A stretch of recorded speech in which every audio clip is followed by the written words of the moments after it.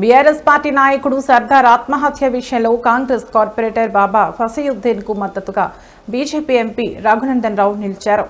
ఇటీవల బోరబండ కాంగ్రెస్ కార్పొరేటర్ బాబా ఫసీయుద్దీన్ వేధింపులు తట్టుకోలేక ఆత్మహత్య చేసుకున్న Borabanda division BRS party senior నాయకుడు సర్దార్ ఎఫ్ఐఆర్ నమోదు చేసినంత మాత్రాన అతను దోషి కాదు, మీ వద్ద ఏమైనా ఆధారాలు ఉంటే చూపించండి అంటూ కాంగ్రెస్ నాయకుడికి రఘునందన్ మద్దతు తెలిపారు. ఈ విషయంపై జీహెచ్ఎంసీ కౌన్సిల్ సమావేశంలో బీఆర్ఎస్ కార్పొరేటర్లు నిలదీగా కాంగ్రెస్ కార్పొరేటర్ కు మద్దతుగా రఘునందన్ నిలిచారు. ఆరోపణ మీద రాష్ట్ర ప్రభుత్వం పోలీస్ యంత్రాంగం ఒక ఎఫ్ఐఆర్ నమోదు చేసింది.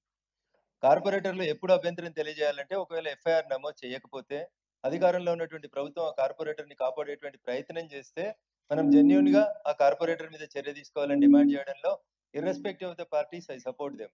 బట్ ఆ జరిగిన సంఘటనలో నేను కూడా దినపత్రికలలో చదివిన సమాచారం మేరకు వారి మీద ఎఫ్ఐఆర్ నమోదైనట్టు ఇన్వెస్టిగేషన్ జరుగుతున్నట్టు దినపత్రికలలో చూడడం జరిగింది.